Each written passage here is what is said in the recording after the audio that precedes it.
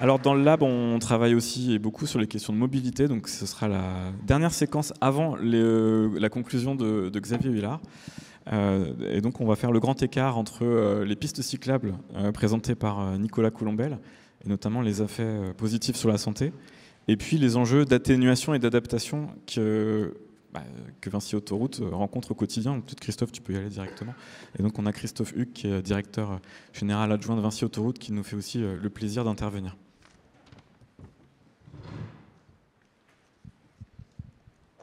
Alors, bonjour à toutes et à tous. Je ne sais pas si vous avez noté en écoutant nos intervenants ce matin, notamment Valérie Masson-Delmotte et Rémi Slama, mais les transports pour décarboner, il y a un assez gros chantier et il y a beaucoup de projets à mettre en œuvre. Le problème, c'est que les projets de transport, c'est beaucoup d'infrastructures et ça coûte assez cher. Par exemple, Crossrail à Londres, on parle de 20 milliards de livres.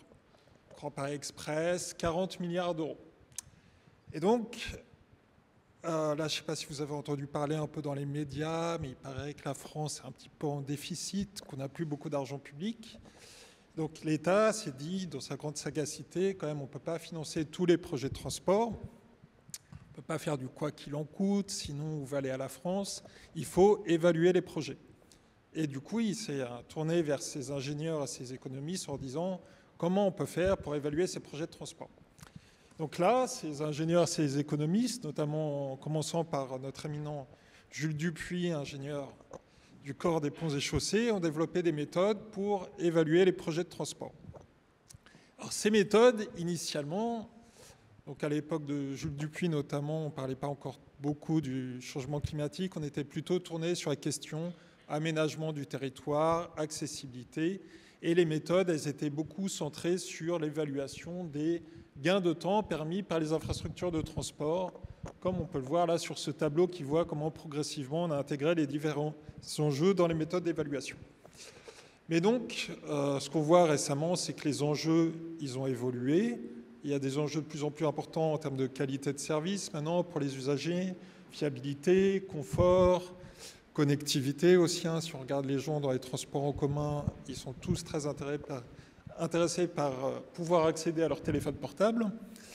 Et on a aussi parlé, grâce aux intervenants de ce matin, beaucoup des enjeux en termes d'adaptation et d'atténuation. Et on a aussi parlé des enjeux de santé. Et donc notamment dans notre cas, justement, dont je vais parler, il y a des travaux récents, alors il y avait déjà des études, mais il y a des travaux qui ont vraiment montré qu'on pouvait espérer des co-bénéfices très importants du développement des modes doux.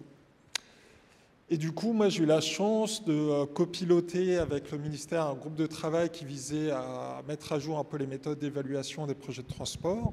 Et on a voulu tester le nouveau référentiel sur un projet de piste cyclable pour montrer, justement, essayer d'illustrer ce dont nous a parlé Rémi Slama, le fait qu'on pouvait potentiellement à la fois atténuer et avoir des co-bénéfices importants en termes sanitaires.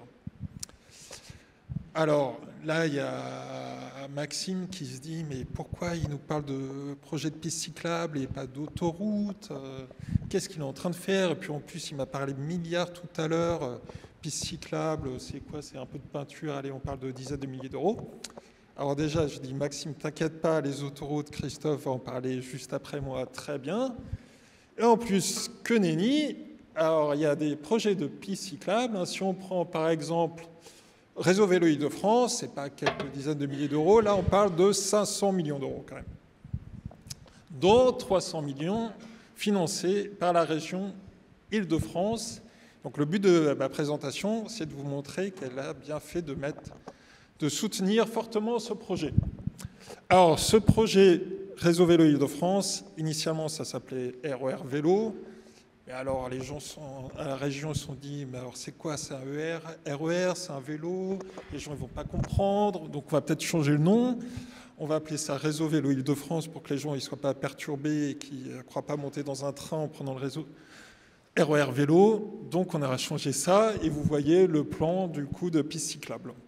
Donc en tout cas, c'est un investissement conséquent et c'est important d'essayer de chercher à l'évaluer et d'en comprendre quels sont les effets.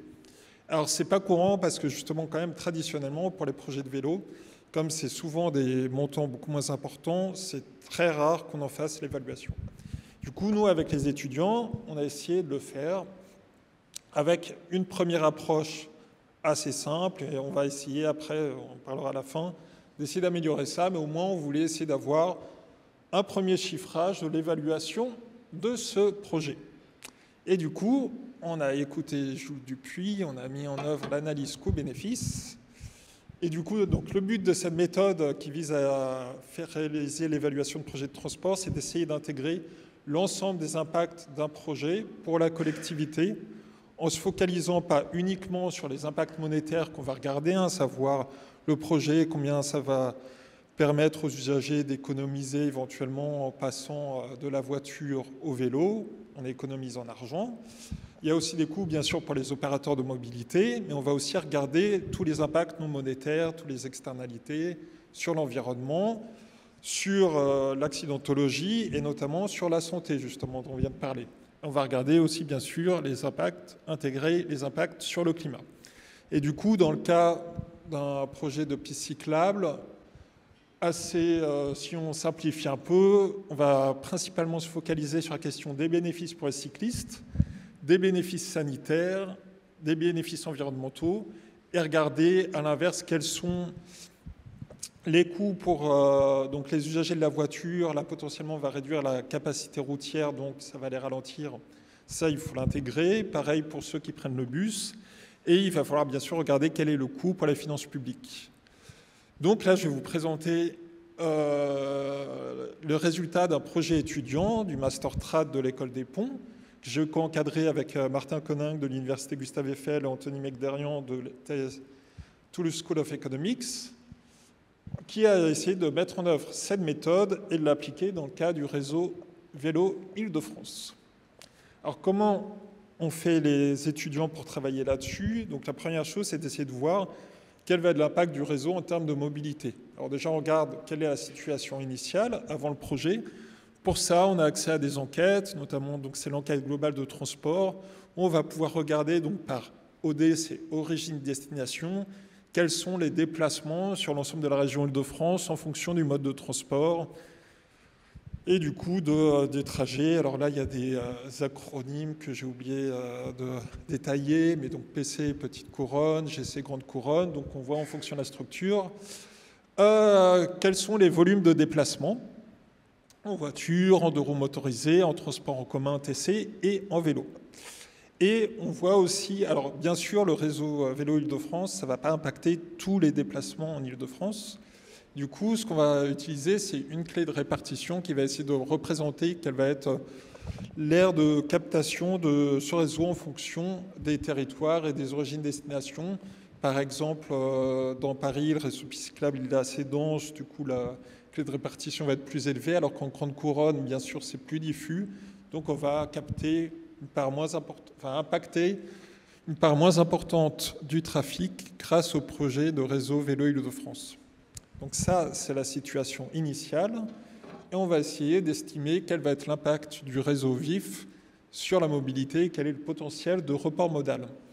Alors pour ça, les étudiants, ils sont passés sur un autre projet qu'on avait fait l'année précédente à l'École des Ponts, un projet Tamur, avec la région Île-de-France, où du coup, il y avait des étudiants qui avaient analysé l'enquête globale de transport pour estimer quel était le nombre de déplacements qu'on pouvait reporter de certains modes vers le vélo, à partir en regardant quelle était la portée du déplacement, en vérifiant sur la chaîne d'activité est-ce qu'il n'y avait pas un moment où la personne aurait forcément besoin de la voiture parce qu'elle doit déposer des enfants, par exemple.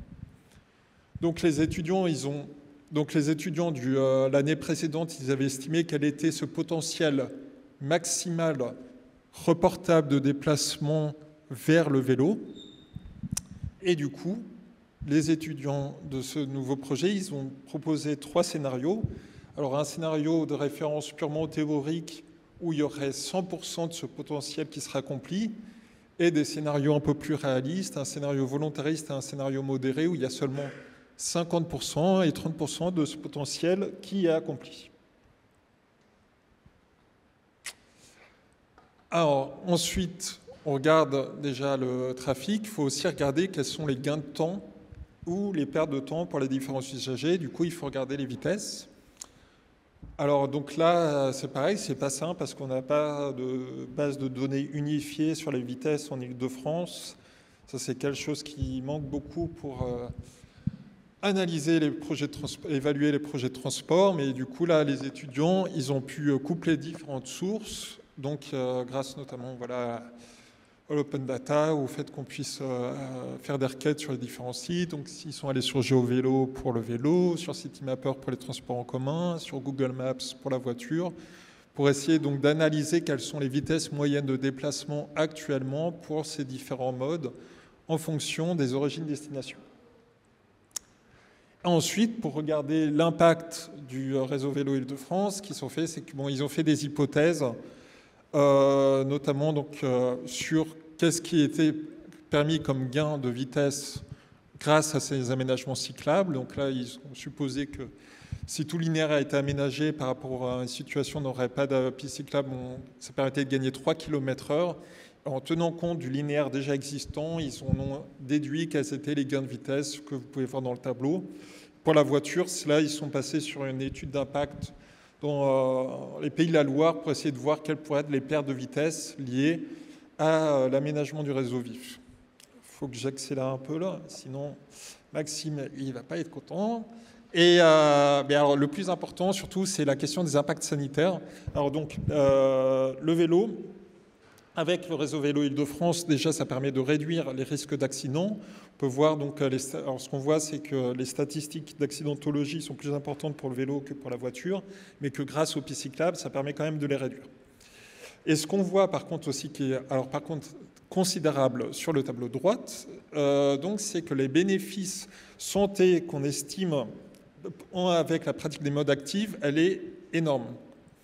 Je ne sais pas si vous voyez, là, on parle de, pour 1 km parcouru en vélo, ça serait 86 centimes d'euros de bénéfices sanitaires, sachant que concrètement, par exemple, alors on ne peut pas directement comparer, mais prendre sa voiture, pour faire 1 km en voiture, on parle de 30 à 40 centimes en termes de coût d'utilisation de la voiture, et du coup, là, on est dans un ordre de grandeur qui est 2 à 3 fois ça. Alors, du coup, pour regarder donc, on va intégrer ces impacts-là. On va regarder aussi les impacts environnementaux. Bon, là, j'accélère un peu, c'est du classique, mais du coup, on va prendre en compte la valeur du carbone, les impacts en termes d'amélioration de la qualité de l'air, du bruit. Et je vais avancer un peu pareil, donc il faut que j'avance un peu. Donc, ils ont regardé, travaillé sur la question des coûts d'investissement. Là, c'est juste pour vous montrer qu'ils ont travaillé sérieusement. On pourra revenir là-dessus s'il y a des questions. Et je vais insister plutôt sur les résultats pour vous montrer, là, c'est l'essentiel que je voulais montrer. Les résultats, c'est quoi? C'est que si on regarde en vert, alors en bleu, c'est les gains traditionnels, c'est les gains de temps. Et notamment, on voit les gains importants pour les cyclistes grâce à ce réseau vélo Île-de-France. D'habitude, ces bâtons bleus, dans un projet de transport classique, c'est 90% des bénéfices. Et là, on voit, mais il y a des grosses barres vertes. Nicolas, qu'est-ce que c'est? Ces barres vertes, c'est les co-bénéfices santé dont on a parlé, qui sont extrêmement importants, comme on l'a dit, pour les projets de pistes cyclables, et qui du coup vont bouleverser, là, du coup, ce qui est intéressant dans le cas de cette évaluation, c'est qu'on n'a plus du tout les mêmes équilibres en termes de bénéfices pour un projet de transport dans le cas du réseau vélo Île-de-France. Alors bien sûr, il n'y a pas que des bénéfices, il y a aussi des coûts. Il y a les coûts liés à l'investissement, à la maintenance du réseau, et il y a aussi les coûts pour les usagers de la route ou les usagers des bus qui, eux, vont subir des légères pertes de temps. Et alors, ce qu'on peut voir aussi, par contre, c'est ce qui est un peu moins réjouissant, c'est que si on regarde les externalités environnementales, là, elles sont en orange, et on voit que là, il y en a, mais elles sont de fait beaucoup moins importantes. Alors là, il y a des sujets sur la manière de les valoriser. Je n'ai pas trop le temps de développer en ce temps. Mais donc, on voit que les principaux bénéfices, en fait, c'est d'abord des bénéfices santé, ensuite des gains de temps pour les usagers et des gains de confort. Et on a aussi, en fait, on a plutôt des co-bénéfices environnementaux, en l'occurrence. Donc, ce qu'on voit, ce que j'ai dit, ce qui est très intéressant, c'est qu'on a vu que même dans un scénario prudent, on a quand même une vanne qui est très largement positive, une valeur actualisée nette, ce qui montre que le projet y génère de la valeur, que cette valeur, c'est essentiellement des bénéfices sanitaires. Il y a aussi, bien sûr, comme j'ai dit, l'amélioration. Voilà, ça, j'en ai déjà parlé. Et ce qui est aussi, bien sûr, important, c'est que les bénéfices sont d'autant plus importants que le report modal provient de la voiture et pas des transports en commun et tout ça. Donc, on a un impact plus fort en grande couronne. Et donc, en conclusion, c'est important de continuer à travailler sur les méthodes d'évaluation et d'adapter ces méthodes aux enjeux actuels, comme on en a discuté aujourd'hui. Donc là, je vous ai parlé des pistes cyclables. Demain, ces méthodes, on essaie aussi de les adapter pour travailler sur les voies réservées, les services express réseau métropolitain. On va en discuter juste après moi. Il y a aussi la question de la service de mobilité autonome. Et donc ça, c'est sur le sujet évaluation. Sur la question un peu plus du vélo, plus spécifiquement, qu'est-ce qu'on fait au sein du lab pour essayer d'approfondir ce qu'on vient de voir? Alors là, on a eu une première méthode assez simplifiée, basée sur des enquêtes. Nous, on travaille sur la modélisation multi-agent pour essayer de mieux représenter les comportements, mieux intégrer, enfin faciliter l'estimation du report modal, avoir quelque chose aussi d'un peu plus robuste. Là, je vous encourage à voir, notamment pour illustrer cette modélisation multi-agent, il y a un replay itinéraire pour une mobilité décarbonée sur le site web du Lab Recherche Environnement. Et on va aussi travailler sur la mise en œuvre par les collectivités locales. On a un projet recherche et solutions en cours avec Vinci Construction qui vise à proposer un guide méthodologique pour la réalisation des aménagements cyclables réalisables en milieu périurbain et rural, un projet qui est porté par Henri Saïssé, qui était caché, je crois, un peu là-haut, et qui serait présent et qui sera ravi de vous en parler si vous avez des questions à ce sujet. Et je m'arrête là et je laisse la parole à Christophe.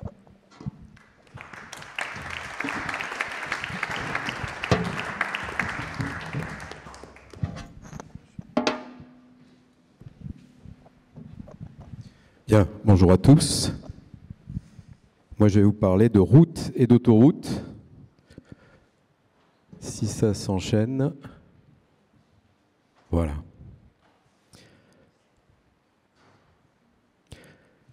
Alors, au sein du secteur des transports, je voulais un petit peu redonner les chiffres par rapport à la situation de la route. Qu'est-ce que représente la route finalement, à la fois en termes d'importance dans le système des transports, mais aussi en termes environnementaux. Donc la route, c'est tout simplement le principal mode de transport pour les personnes, 87%, et pour les marchandises, 88%. Toutes les projections montrent qu'à un horizon 2050 et plus, la route va rester prépondérante. Donc aujourd'hui, il y a énormément de travail qui est fait sur le report modal, notamment dans le cadre des efforts qui sont faits pour la réduction des émissions en carbone du secteur des transports. Et même si on imagine un doublement de la part modale du train, par exemple, la route représentera toujours plus de 3/4 des flux de personnes et sûrement beaucoup plus pour les flux de marchandises. Ça, c'est le premier point. Le deuxième point, c'est que le secteur des transports, il représente aujourd'hui à peu près 32% des émissions nationales. Et au sein de ce secteur, la quasi-totalité, 94% des émissions, elles proviennent de l'usage de la route. Donc on a à la fois un mode routier qui est prépondérant, et cette prépondérance est pérenne, et à la fois, c'est aussi le plus gros émetteur de gaz à effet de serre dans le secteur des transports et un émetteur extrêmement important à l'échelle nationale. Donc on a une équation assez simple. Si on veut décarboner la France, il faut décarboner les transports. Et si on veut décarboner les transports, il faut décarboner la route. Alors il y a un petit corollaire à ça, c'est la situation de l'autoroute. L'autoroute, c'est une colonne vertébrale pour le réseau routier. Ça représente seulement 1% en termes de linéaire. C'est environ 12 000 km sur 1 100 000 km. Mais c'est un quart des émissions du secteur des transports. Il y a une telle concentration du trafic, il y a plus de 16% du trafic sur le réseau autoroutier. Et donc, il y a une énorme concentration des émissions. Donc, il y a un travail tout particulier à faire sur ce réseau autoroutier, notamment sur le sujet du transport de marchandises, puisqu'il y a une forte concentration du trafic camionné sur les autoroutes, environ 15% du trafic, mais qui représente plus de 40% des émissions. L'autoroute, c'est aussi un outil indispensable un outil qui permet d'assurer la liaison entre les régions, qui permet la desserte des métropoles. C'est un outil qui permet de gérer des crises, qui a un rôle dans les schémas autour de l'acheminement de produits essentiels, pour les secours. On a vu pendant le Covid que c'est finalement grâce à l'autoroute qu'on avait encore à manger à une période où plus rien ne fonctionnait. Donc il y a aussi une vraie question de préservation de cet outil autoroutier par rapport à l'enjeu du changement climatique et aux risques que font peser les nouveaux événements que nous subissons aujourd'hui de façon de plus en plus régulière. Donc, il y a un véritable enjeu, à préserver l'outil autoroutier, mais aussi à le transformer pour le rendre compatible avec les exigences, les objectifs de la transition environnementale. Alors ça tombe bien, parce que l'autoroute et la route, c'est finalement des outils assez adaptables. Ce n'est pas l'infrastructure elle-même qui pose des difficultés, mais c'est plutôt la façon dont on l'utilise. Et avec quelques adaptations qui sont plutôt rapides à mettre en œuvre, on est capable de transformer de façon significative le fonctionnement du système routier et de le rendre compatible avec les exigences de la transition environnementale. Donc Vinci Autoroute, on est gestionnaire, opérateur, concessionnaire de 4 443 km d'autoroute en France. C'est à peu près la moitié du réseau autoroutier concédé qui fait 9 000 km. Et donc on a travaillé sur un plan de transformation qui finalement s'inscrit dans une trajectoire de zéro impact en 2050 et qui vise à nous faire progresser le système autoroutier pour qu'il s'intègre pleinement dans les grands objectifs nationaux et européens sur le changement climatique. Ça passe par des axes autour de l'atténuation et des axes autour de l'adaptation. Sur l'atténuation, il y a un sujet autour du développement de tous les services de mobilité partagée. Donc là, on est tout à fait en lien avec ce qu'évoquait Nicolas tout à l'heure. Ensuite, l'accueil des véhicules décarbonés. Ces nouveaux véhicules, ils ont besoin d'infrastructures pour fonctionner et c'est un vrai changement de paradigme. Il y a aussi tout ce foncier qu'on évoquait aussi tout à l'heure autour des autoroutes qui peut être utilisé pour contribuer à l'équation énergétique nationale. Et puis, sur le volet adaptation, les autoroutes, elles ont été conçues à une époque où on avait moins de réglementation sur la préservation de l'environnement et on avait des statistiques météorologiques un petit peu différentes de ce qu'on peut observer aujourd'hui. Et il y a un vrai travail, de vrais investissements à réaliser pour pérenniser cet outil. Alors, je vais vous parler un petit peu des 5 axes, ça va être assez rapide. Sur les mobilités partagées, le principe, il est simple. Si on veut décarboner l'autoroute, il faut mettre plus de personnes dans moins de véhicules. Donc comment est-ce qu'on développe les mobilités partagées? Et le constat, c'est qu'on est loin de l'objectif, puisqu'on fait, nous, ce qu'on appelle le baromètre de l'autosolisme. Donc on a une quinzaine de métropoles autour de lesquelles on met des caméras, on les fait analyser par de l'intelligence artificielle et on compte le nombre de personnes dans la voiture.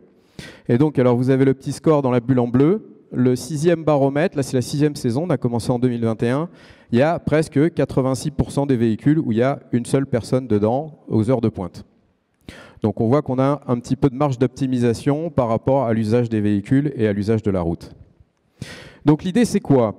L'idée c'est que notamment autour des grandes métropoles, notamment quand on est dans les périodes de flux pendulaires, eh bien, il y a un énorme potentiel de massification des flux et il y a surtout un besoin de renforcer une offre servicielle qui est souvent déficiente quand on est en grande couronne. On n'a pas de transport en commun lourd souvent disponible quand on est en grande couronne et la route offre la seule alternative. On dit que 3/4 des actifs prennent leur véhicule chaque jour. Si vous allez en grande couronne, le moyen de transport principal pour les personnes, c'est à 87% la voiture. Donc on voit que le pourcentage monte encore. Donc l'idée, c'est de développer des pôles d'échange multimodaux, des parkings de covoiturage, des voies réservées qui permettent finalement de changer l'usage de l'autoroute pour le transformer en un support de mobilité, de transport en commun.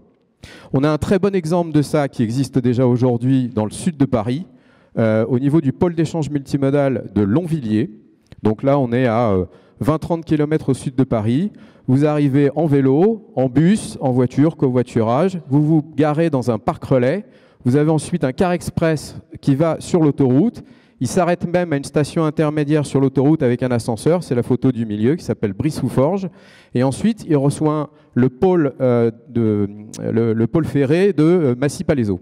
Et là, on a accès à toute l'offre RER, enfin toute la desserte de Paris et du centre parisien.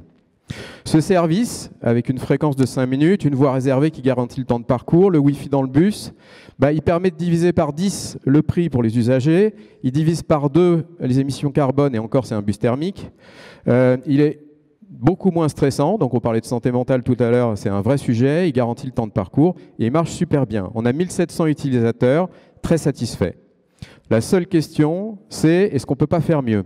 Donc on a un axe qui fonctionne, à Madrid il y a le même système. Il y a des axes tout autour de Madrid, 400 000 personnes par jour l'utilisent.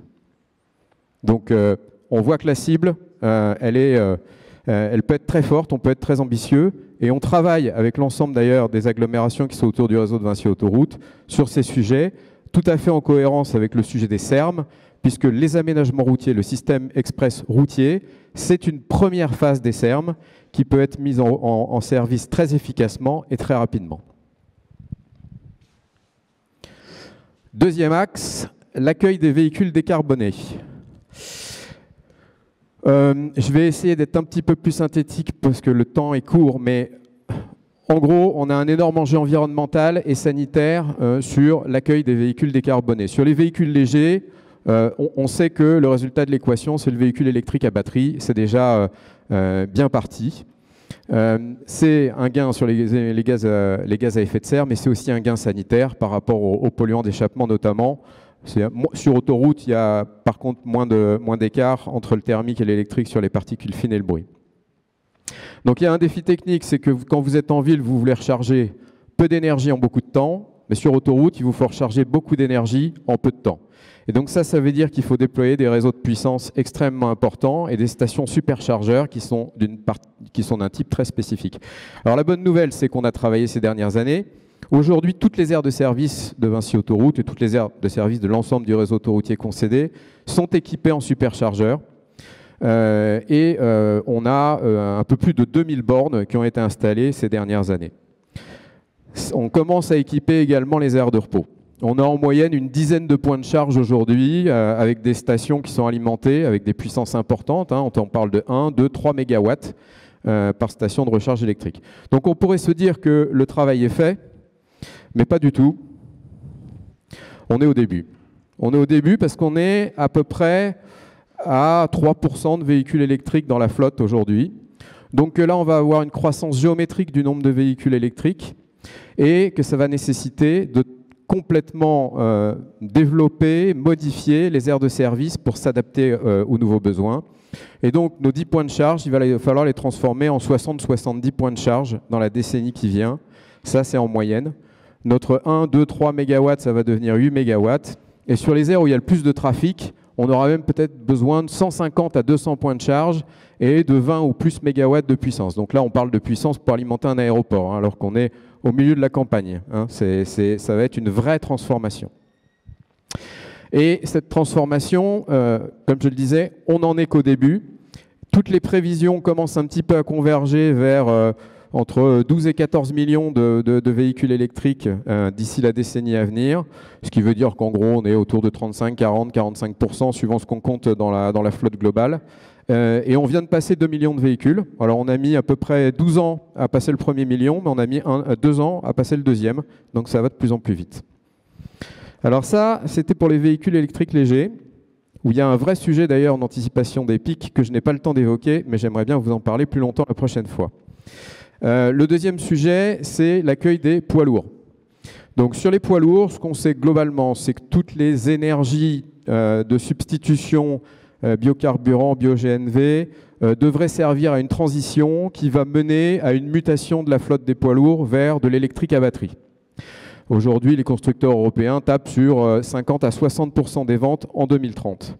Et là aussi, le préalable, ça va être de pouvoir développer un réseau d'infrastructures de recharge qui soit à la hauteur. Surtout que pour les camions, les batteries sont encore plus grosses, et donc il va falloir encore plus de puissance pour les charger. Donc, il y a une étude qui a été faite avec Total Energy, Enedis et puis les constructeurs européens pour essayer de voir dans la décennie qui vient les besoins en points de charge. Donc pour les VL, on aura besoin d'ici 10 ans d'à peu près 25 000 points de charge, quelque chose comme ça. Pour les PL, à peu près la moitié. dont les points de charge qu'on va utiliser pendant les pauses de jour des poids lourds. Parce que vous savez que les poids lourds, ils roulent, ils s'arrêtent 3/4 d'heure, ils reroulent, et ensuite ils s'arrêtent la nuit.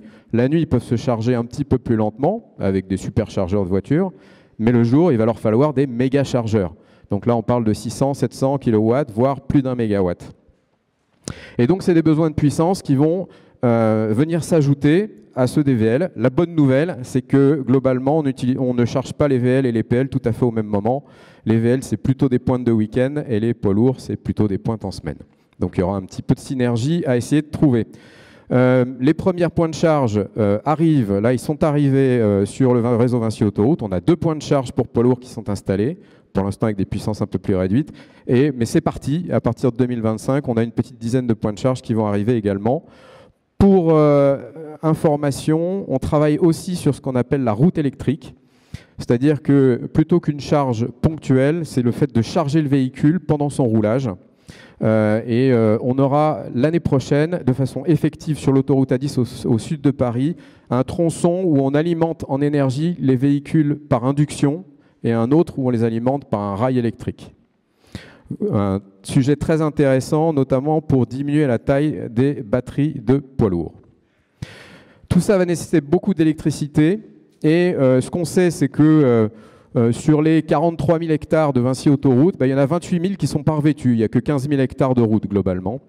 Et donc on a un projet qui est en cours pour développer des énergies vertes, de l'énergie photovoltaïque. Et on devrait avoir une production de l'ordre du gigawatt crête qui sera effective en 2030. Là, les premiers chantiers commencent l'année prochaine et on devrait avoir à peu près 50 mégawatts crête qui sont en production à partir de 2026. Pour les ordres de grandeur, si on arrive à avoir ce gigawatt crête, on saura à peu près fournir l'énergie équivalente à ce que consommeront les véhicules électriques sur le réseau autoroutier. Je passe maintenant à la partie... L'animation s'est mise en route toute seule, je suis assez content. Je passe maintenant à la partie adaptation. Il y a un vrai sujet par rapport à la réalité des événements météorologiques que nous vivons sur le réseau autoroutier. Quand on conçoit une infrastructure, on utilise des événements de référence. La pluie de 10 ans, l'inondation de 50 ans. Aujourd'hui, les événements qu'on subit ne correspondent pas aux événements qui ont servi à concevoir nos infrastructures. On a des événements de récurrence de plus de 100 ans. Là, il y a l'inondation d'A9 en 2021. On a calculé une récurrence théorique de 1200 ans. C'est pas qu'on n'a pas de chance. C'est juste que les événements météo évoluent et ils s'intensifient. Donc ça nous conduit à modifier complètement la façon dont on exploite le réseau autoroutier, avec beaucoup plus d'anticipation et de suivi sur la météorologie et sur la nature des événements qu'on va être amené à devoir gérer, sur les remises en service les plus rapides possibles. Ça nous amène aussi à modifier la façon dont on étudie nos infrastructures. Là où autrefois on aurait mis par exemple 10 buses pour permettre la transparence hydraulique d'un ouvrage, maintenant on va mettre un viaduc pour se donner plus de liberté. Ça nous amène aussi à faire des études globales. Donc on a fait une évaluation globale de nos 4443 km avec la méthode ASAIT du CEREMA. C'est le nouveau nom de la méthode L3. En gros, ça nous permet de savoir comment les risques vont évoluer dans l'avenir. On sait qu'on a 2 risques majeurs qui vont devenir de plus en plus forts, c'est les crues inondations et les fortes chaleurs incendies. Ça nous permet de localiser les endroits de vulnérabilité. Derrière, on décline ça avec des études plus précises. Et donc sur la petite animation, ce que vous voyez, c'est une étude qui est réalisée avec un logiciel de Vinci de Sixense qui s'appelle Caledonia, qui, à partir de calculs qui sont faits par l'intelligence artificielle, permet de modéliser une crue. Là, on a rentré 1,3 fois la crue centenale. Et on regarde ce que ça donne. Où est-ce que l'autoroute est submergée? Où sont les zones avec des fortes vitesses qui peuvent altérer les remblais, les têtes de bus et ainsi de suite? Où est-ce qu'on atteint la partie inférieure du tablier d'un ouvrage? Et donc, on a des risques forts derrière.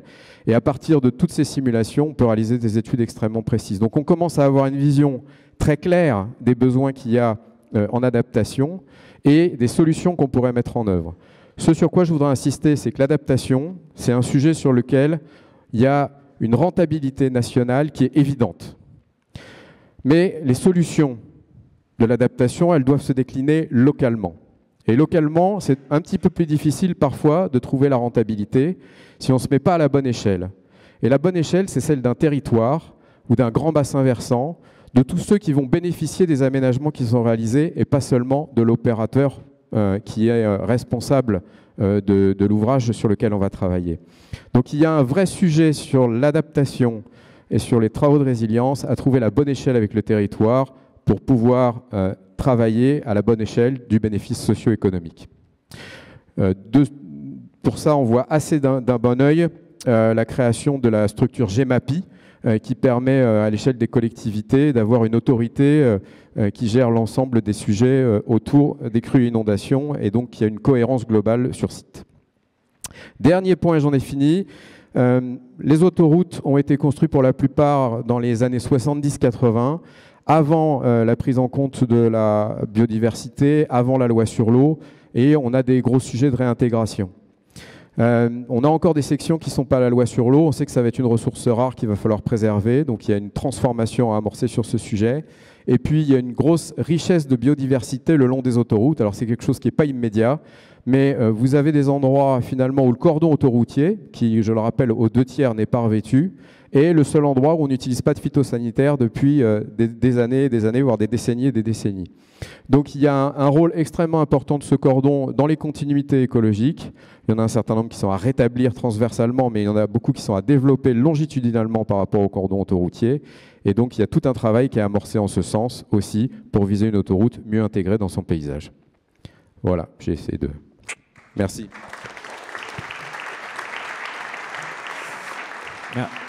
Merci beaucoup.